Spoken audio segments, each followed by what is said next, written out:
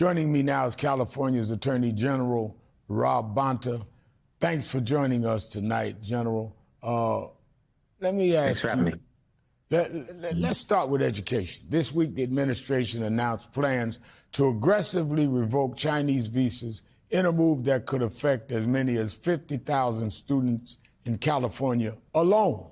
Courts have already blocked an effort to bar foreign students at Harvard.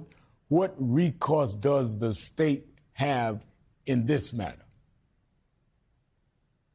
Well, students have rights, the right to due process, as well as the right not to be discriminated against by their government based on their viewpoint.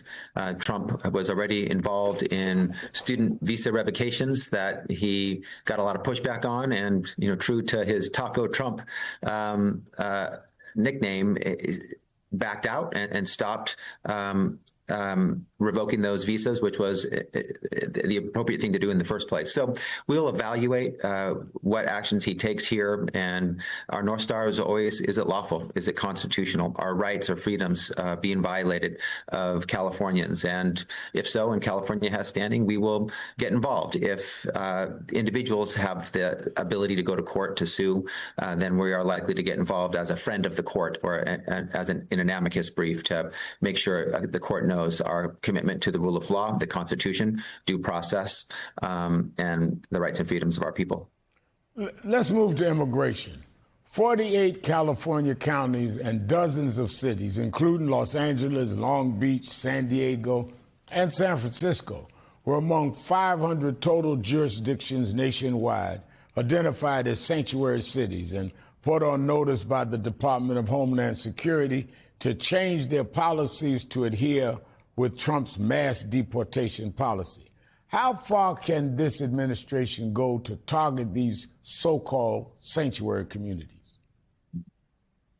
Not far under the law, but they have shown a repeat offender willingness to violate the law and violate the Constitution brazenly and blatantly, frequently and consistently. Unfortunately, we have, and by the way, this list is very unremarkable.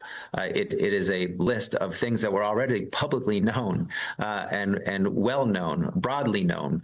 We made no secret in California of our position to enforce criminal laws and focus on public safety and leave civil immigration enforcement to the agencies and departments in the federal government that do that. And we will not obstruct or interfere with their ability and right to lawfully enforce immigration rights. But we're going to focus on crime, on rape and robbery and burglary, and make sure we keep communities safe. There's a case right now.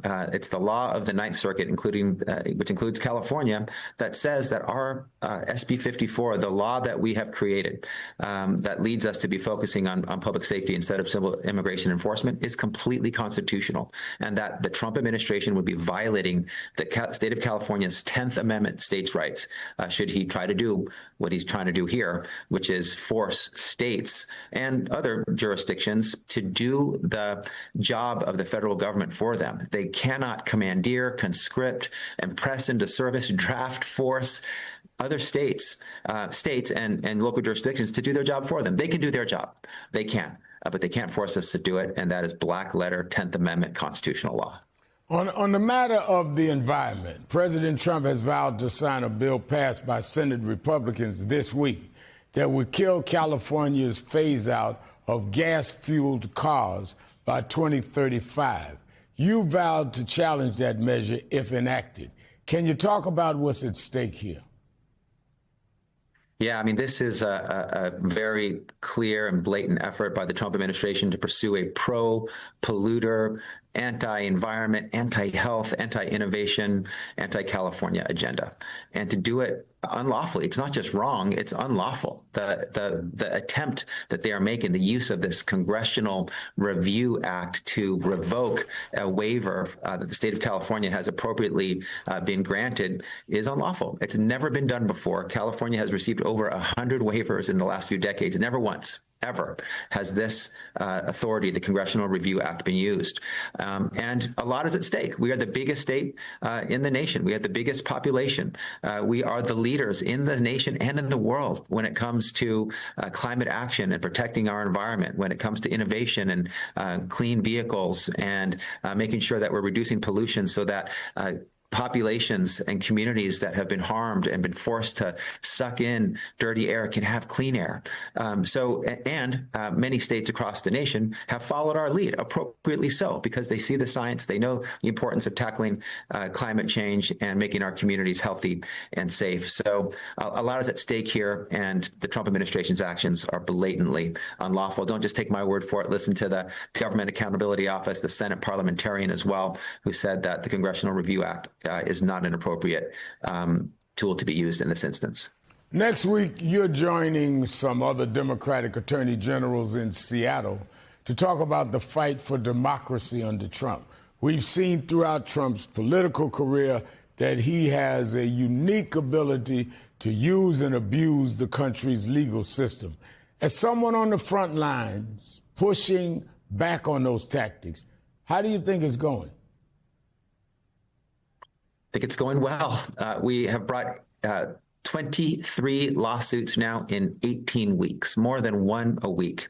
And in a majority of those cases, we are winning. We're getting injunctions, restraining orders. We're blocking and stopping the president's unlawful, unconstitutional actions because courts are the place where the law is reviewed and the facts are determined, and law is implemented and orders are imposed to make sure that only lawful things are done by the president of the United States. So it's unfortunate that we have a president who is so blatantly and brazenly violating the law and the Constitution, but it's appropriate for, if he does, when he does, for states, including the great state of California, to go to court to stop him.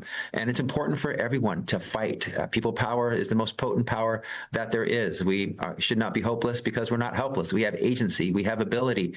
We have self-determination to fight back. And when our rights are violated, they must be vindicated. We must defend them in court. When the law is broken, justice must be done, and that is done in court. So we are seeing great success, and I'm proud to be able to stand with the Washington Attorney General and the Oregon Attorney General in this town hall. And I know that others around the state and the region and the nation are also demonstrating courage and fight in pushing back against a president who is a repeat offender and is unlawful and is violating the Constitution regularly. All right, California Attorney General Rob Bonta, thank you for being with us.